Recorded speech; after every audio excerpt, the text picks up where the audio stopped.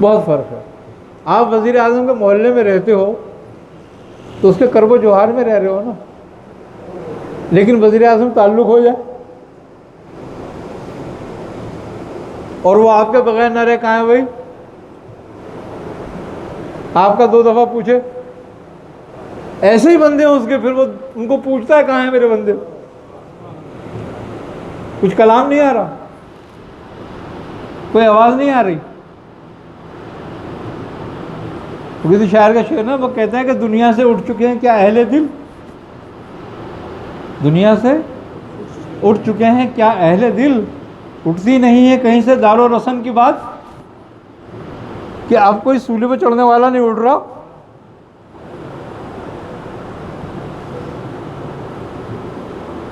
منتخب لوگ ہوتے ہیں اس کے، جن کو وہ امتحانوں میں ڈالتا ہے. ہر کسی کو نہیں ڈالتا.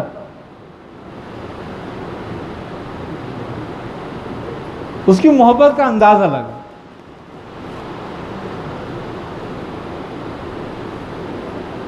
اس کی محبت کا جو انداز ہے نا، وہ بالکل الگ ہے، یونیک ہے، وہ بالکل الگ ہے، وہ سب سے ہٹ کر.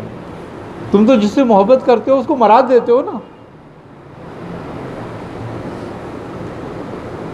وہ مراد نہیں دیتا، وہ کہتا جو بھی کچھ ہے یہ بھی جمع کرا.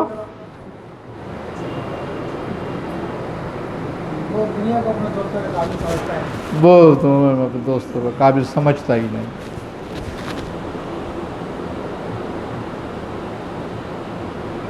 حضرت موسیٰ علیہ السلام کے زمانے میں ایک شخص تھا، بنی اسرائیل کا سب سے مفلوق الحال آدمی تھا، وہ سب سے پریشان حال. اس نے ایک دن موسیٰ سے کہا کہ اے موسیٰ، آپ اللہ کے نبی ہو، آپ ایک بات تو معلوم کرو اللہ تعالیٰ سے. انہوں نے کہا کیا؟ انہوں نے کہا یہ معلوم کرو ضرور کہ میں نے آخر کیا قصور کیا ہے. کیا میرا ایمان پورا پختہ نہیں ہے؟ میرے ایمان میں کوئی خلل ہے؟ میں اللہ کے احکام میں کوئی خلل رکھتا ہوں؟ یا میری کچھ محبت کم ہے تو پھر میں اس پہ عمل کروں اور زیادہ؟ تم میرے متعلق معلوم کرو کہ جو میری مخلوق حالی اور یہ پریشانی جو ہے، بدحالی جو ہے، کہ میں سب سے زیادہ بنی اسرائیل کا رلا ہوا اور ذلیل انسان ہوں، کہ لوگ مجھے سب سے زیادہ کمتر سمجھتے ہیں. ہر میری بے عزتی کرتا ہے، سب میری بے عزتیاں ہوتی ہیں، کہیں میری کوئی عزت نہیں، میرے گھر والے نہیں کرتے میری عزت، ہر چیز میں ذلیل و رسوا ہوتا ہوں. کچھ ہو سکتا ہے میں کوئی ایسا قصور کرتا ہوں. آپ نے بولا تیرے متعلق معلوم. آپ جب گئے تور گئے، بات ہوئی، جب ہم کلام ہوئے تو آپ نے اس بندے کا ذکر چھوڑ دیا کہ میرے رب، وہ تیرا ایک بندہ ایسا ایسا ہے. کہا ہاں اے موسیٰ، وہ بڑی محبت کرتا ہے ہم سے. اور کہا مجھ سے، کہا تجھ سے بھی بڑی محبت رکھتا ہے وہ. بنی اسرائیل میں ایسی محبت کوئی نہیں کرتا تجھ سے جیسی وہ کرتا ہے، اور مجھ سے بھی ایسی کرتا ہے. اور تیرے جو میں تجھے احکام دیتا ہوں اور تجھے لوگوں میں سناتا ہے، اس پر وہ اتنے یقین اور دل سے عمل کرتا ہے کہ پوری بنی اسرائیل میں کوئی ایسا نہیں کرتا. تو کہا کہ اے میرے رب، پھر اس کی ذلت کی وجہ کیا ہے؟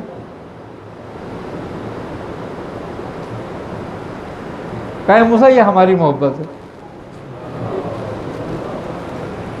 تو کہا ہے میرے رب، اس کو دنیا میں کچھ تو نعمت دے دے ایسی کہ جو اسے تسلی ہو جائے.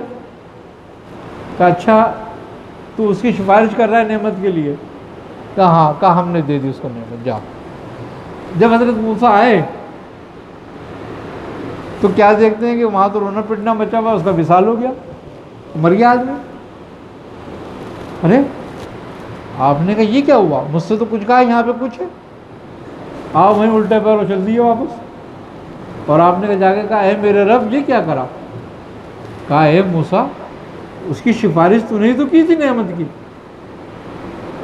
تو کہا اے میرے رب وہ تو مر گیا. تو کہا اے موسیٰ، وہ میرا دوست تھا،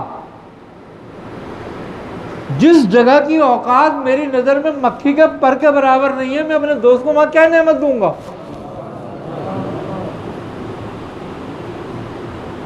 نعمت تو میرے پاس ہے. تو بات یہ ہے کہ دوستوں کی نعمت تو یہاں تو بیچارے ایسے ملتے ہیں. وہ پھر اور مزے کی بات یہ ہے کہ دنیا والے انہیں کو سمجھتے ہیں بولے سب سے زیادہ عذاب میں یہی ہے. اللہ نے ہاتھ پکڑ لیا اس کا. ہاں اس کا ہاتھ پکڑ لیا، اس کو چھوڑ دیا، اور یہ نہیں پتا کہ اس کا ہاتھ شیطان کے ہاتھ میں دے دیا کہ تو پکڑ کے رکھی اس کو ذرا.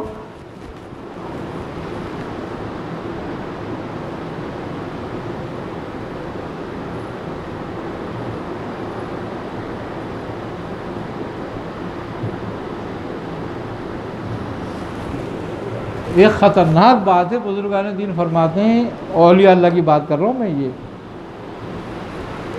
بزرگان دین فرماتے ہیں کہ دنیا کی کوئی نعمت اگر تمہیں بغیر مشقت کے مل جاتی ہے کیا، تو اس کا مطلب ہے کہ وہ تمہیں آخرت میں ذلت میں رسوا کرنا چاہتا ہے.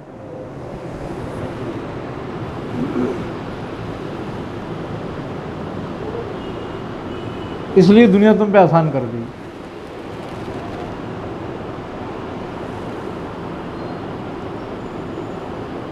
لیکن یہ عوام الناس کے لیے ہے یہ بات. اس میں فرق کیسے کریں گے؟ جیسے اولیاء کرام کو بے طلب ملتی ہے کہ حضور غوث پاک رضی اللہ عنہ اور دیگر بزرگ ان کو بے طلب ملتی ہے مگر ان کی نفس کی خواہش سے نہیں ملتی، اور ہم اپنے نفس کی خواہش سے چاہتے ہیں یہ سب کچھ کرنا. طلب ہو اور وہ مل جائے. بالکل آئی نا سمجھ بات. جیسے کہ آپ مثال کے طور پر اب ایک آدمی ہے، وہ 100 روپے کی کوئی چیز خریدنا چاہتا ہے لیکن وہ 10 دن مشقت کرتا ہے اس کے لیے، پھر اس کو حاصل ہوتی ہے. ایک آدمی وہ 1,00,000 روپے کی چیز بھی مشقت نہیں کرنی پڑتی اور اس کو حاصل ہو جاتی ہے فوراً.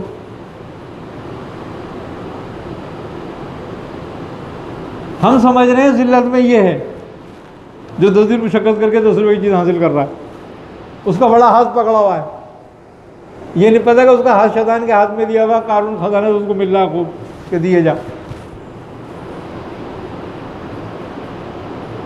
یہ حضرت عثمان غنی کا خزانہ ہے کہ 10 دن مشقت کرتا ہے پھر حاصل کرتا ہے.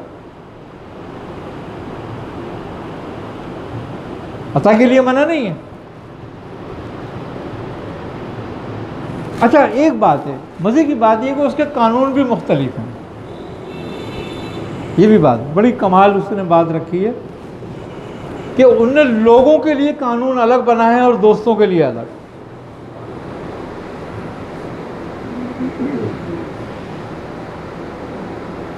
اور لوگوں کے لیے سہل الاصول قانون بنائے ہیں، یعنی کہ جس کو شریعت کہتے ہیں کہ شریعت کے مطابق اس کو دے دو، وہ کر لے اور لے لے.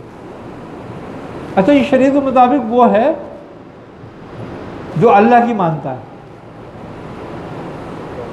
ہاں، اور جو بس خالی اللہ ہی کو مانتا ہے اس کے لیے پھر کوئی قانون نہیں، جیسے چاہے حاصل کر لے، اس کو منع نہیں ہے کہیں بھی. اور اکثریت وہی ہے. اور ایک وہ ہے کہ جو اللہ جن کی مانتا ہے ان کو حاصل نہیں ہونے دیتا آسانی سے کچھ بھی. کیوں؟ کہ وہ اس کی مرضی پر ہوتے ہیں، اپنی مرضی پر تھوڑی ہوتے ہیں. پھر تو اپنی مرضی سے دیتا ہے وہ، چاہے تو غنی کر دے چاہے فقیر کر دے، چاہے غنی رکھے چاہے فقیر رکھے. اچھا ان کے نفس کو اطمینان رہتا ہے، نہ غنی ہونے سے تغیر آتا ہے نہ فقیر ہونے سے تغیر آتا ہے. کسی نے بابا فرید سے پوچھا کہ حضرت مقام اور مرتبے میں آپ بڑے بلند ہیں لیکن ظاہری حالت آپ کی بہت بدتر ہے، لیکن مقام اور مرتبے میں بہاؤالدین ذکریہ اتنے بلند نہیں ہیں جتنے آپ ہیں، لیکن مقام ظاہری مرتبے میں بڑے عالی شان ہیں.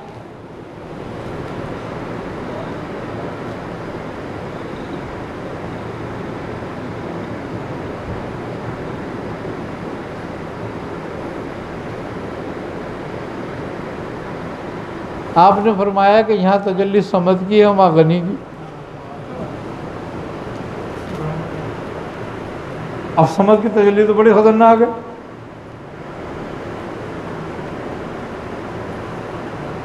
وہ تو انبیاء کو امتحان میں ڈال دیتی ہے.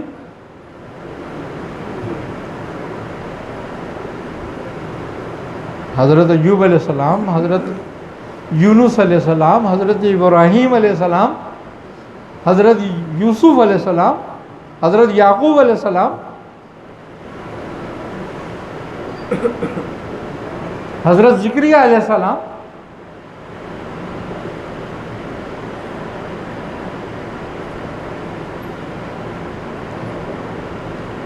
یہ تجلی سمدیت تھی.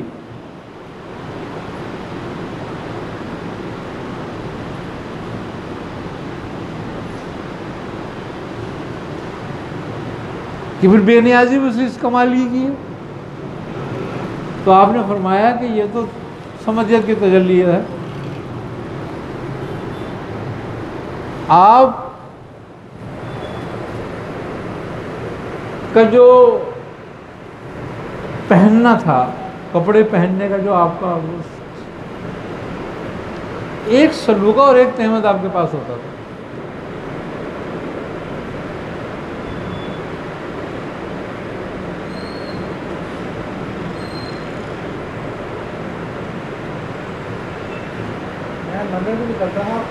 لنگر چلتا تھا، اور گھر اتنا بڑا تھا صرف کہ جس میں گھر والے رہ سکتے تھے، بچے آپ کے، کوئی ایکسٹرا کچھ نہیں تھا. اور وہ بھی ایک جھوپڑی نما تھا، چٹائی اور کچا مکان بنا ہوا تھا آپ کا، پکا نہیں ہوا آپ کی پوری زندگی میں، پکا نہیں ہوا آپ کا. اور آپ کا جو درس گاہ تھی وہ ایک درخت تھا جس کی سائے میں آپ بیٹھتے تھے،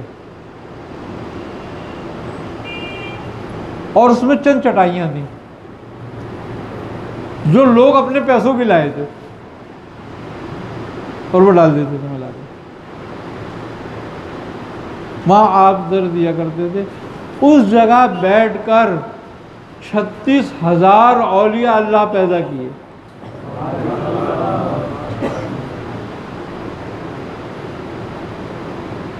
آپ کے خلفاؤں کی تعداد تمام صوفیہ کے خلفاؤں سے زیادہ ہے. کسی صوفی کے خلیفہ اتنے نہیں ہوئے جتنے آپ کے تھے. 36,000.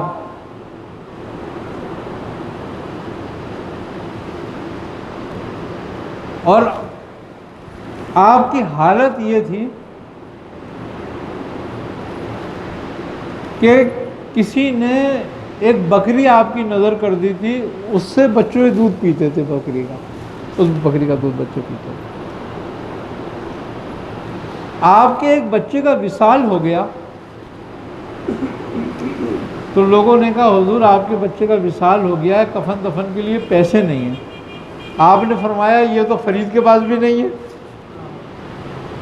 انہوں نے کہا حضور پھر کیا کریں؟ آپ نے فرمایا کہ جن کپڑوں میں بچہ مرا ہے غسل دے کے اسی میں پہنا کے اسی تدفین کر دو.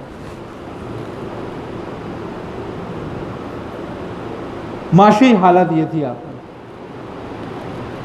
اور وہ در جس پر بادشاہ اپنے سر جھکاتے تھے،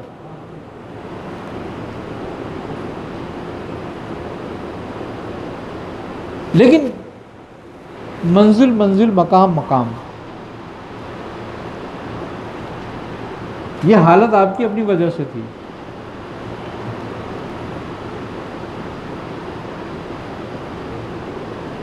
جب آپ کو ولایت کبریٰ عطا ہوئی تھی، آپ مقام قطب الاقطاب میں آئے، بیٹھے تھے، اور تمام مراتب آپ نے طے کر لیے تھے، تو آپ کو حکم ہوا کہ فرید ہم تمہیں 3 چیزیں عطا کرتے ہیں. تمہیں جلال عطا کرتے ہیں، تمہیں جمال عطا کرتے ہیں، اور تمہیں شان و شوکت یعنی کہ کمال عطا کرتے ہیں. اور ایسا عطا کرتے ہیں جو پہلے کبھی کسی کو نہیں دیا اور بعد میں کسی کو نہیں دیں گے.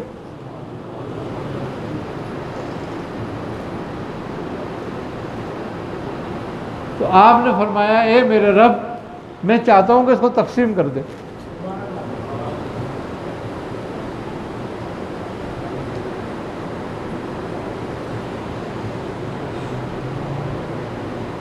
تو کہا ہے فرید کہاں چاہتا ہے؟ کہا میرے مریدوں میں. تو کہا جاؤ دے دیا. تو لوگوں نے کہا حضرت کہاں، کس کو دیا؟ آپ نے فرمایا جلال مخدوم علاء الدین صابر کو دے دیا، جمال قطب الدین جمال ہانسوی کو دے دیا، اور کمال و شان و شوکت محبوب الہی نظام الدین کو دے دی. جیسے شان و شوکت اولیاء اللہ میں حضرت محبوب الہی کی تھی، ایسی کسی کی نہیں ہوئی. حضرت مخدوم شرف الدین بہاری جب آپ سے مرید ہونے کے لیے دہلی آئے تو آپ نے دیکھا کہ بڑی شان و شوکت جانور بندے میں ہیں، اور سونے کی زنجیریں ان کے گلوں میں ہیں، اور سونے کی میخیں گڑی ہوئی ہیں، اور وہ اس پہ پیشاب کر رہے ہیں کھڑے ہوئے. اب جب آپ حال میں آئے، آپ کی یعنی کہ محفل میں بیٹھے آئے، جب آن کے بیٹھے تو آپ نے ان کی طرف دیکھا اور آپ بادشاہ کی برائیاں کرنے بیٹھ گئے. اب ان کو بڑا قلق ہوا، کہنے لگے میں تو کیا سن کر بہار سے چلا ہوں، یہاں تو کچھ اور ہی معاملہ ہے.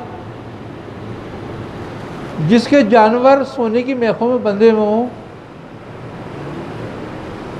اس کے بعد فقیری کہاں ہوگی، بس شان و شوکت ہی ہوگی. یہ سوچ کے اور اٹھے جب جانے کے لیے تو انہوں نے کہا اے شرف الدین ادھر آؤ. آپ کو حیرت ہوئی کہ میرا نام جانتے ہیں؟ آپ قریب آئے، آپ نے کہا آؤ ہمارے پاس. آئے آپ کے قریب. آپ پان بہت کھاتے تھے، تو آپ نے اپنی پٹاری کھولی، اس میں سے ایک پان نکالا اور کہا شرف الدین یہ لو، تمہارا حصہ ہمارے پاس اتنا ہی ہے. اور وہ کیلے جو دیکھ رہے ہو وہ گل میں ہیں، دل میں نہیں. یہ کہہ کہ آپ نے وہ پان ان کو دیا اور کہا جاؤ کوئی تمہارا انتظار کر رہا ہے. تو انہوں نے کہا حضرت کون؟ آپ نے فرمایا یہ پان پہنچا دے گا وہاں تک. آپ نے کہا پان نہیں کھاتا، آپ نے کہا کھا لو، یہی وہاں تک پہنچائے گا. آپ نے جیسے ہی وہ منہ میں رکھا آپ پہ ایک جذب طاری ہو گیا اور آپ نکل کے بھاگے. تو آپ دہلی گلیوں میں بھاگ رہے تھے، آپ پہ ایک حالت طاری تھی. ایک گلی سے جب آپ گزرے تو حضرت شیخ فردوسی اس گلی میں اپنے گھر دروازے پہ کھڑے ہوئے تھے باہر. جیسے گزرنے لگے ان کو بھاگ کے انہوں نے پکڑ لیا اور کہا شرف الدین کہاں پھر رہے ہو تم، میں تو تمہارے انتظار میں بیٹھا ہوں. اندر لے گئے، بیعت کی، اجازت خلافت دی اور کہا کہ آپ بہار چلے جاؤ، اور راستے میں کوئی بھی خبر سنو پلٹنا نہیں دہلی کی طرف، جاؤ. اسی وقت آپ سے کہا، انہوں نے کہا حضرت آج رک جاؤ. انہوں نے کہا آپ نے فرمایا کہ جو ہمارے پاس نعمت تھی ہمیں تو منتقل کر دی، بس اب تم جاؤ یہاں سے. یہ نکلے، جب یہ دہلی سے باہر نکلے تو ایک قافلہ ملا. انہوں نے ان سے پوچھا یہ ٹوپی لگائے ہوئے تو ان کی فردوسی ہوگی. انہوں نے کہا ارے یہ تو ہمارے سلسلے کا ہے کوئی. انہوں نے کو پکڑ لیا. انہوں نے کہا حضرت کہاں سے آ رہے ہو؟ انہوں نے کہا دہلی سے آ رہا ہوں، شیخ فردوسی کا مرید ہوں. ان کا کہا ارے کہنے لگے تم کب مرید ہوئے ان سے؟ آپ کب مرید ہوئے ان سے؟ انہوں نے کہا ابھی میں مرید ہو گئی تو آ رہا ہوں، ابھی تو ایک دن بھی نہیں گزرا ہے. یہ ٹوپی انہی کی ہے، یہ تبرک انہی کے ہیں، یہ خلافت نامہ انہی کا ہے. ارے انہوں نے کہا یہ کیسے ہو سکتا ہے؟ انہوں نے کہا کیسے؟ تو کہنے لگا ہمارے پاس جو خبر آئی ہے وہ غلط آئی ہے کیا؟ انہوں نے کہا تمہیں پہ کیا خبر آئی ہے؟ انہوں نے کہا ہمارے پاس خبر تو یہ آئی ہے کہ ہفتہ پہلے شیخ فردوسی کا انتقال ہو چکا ہے،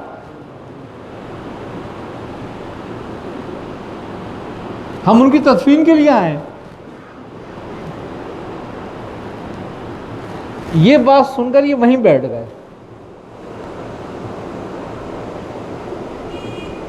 وہ جب وہاں پہنچے تو وہاں مزار بنا ہوا تھا شیخ فردوسی. پتہ چلا 7 دن پہلے وصال ہو چکا ہے ان کا. ایسے بھی بزرگ ہوتے ہیں. تو نعمت جس کے حصے میں ہوتی ہے اس کو مل جاتی ہے.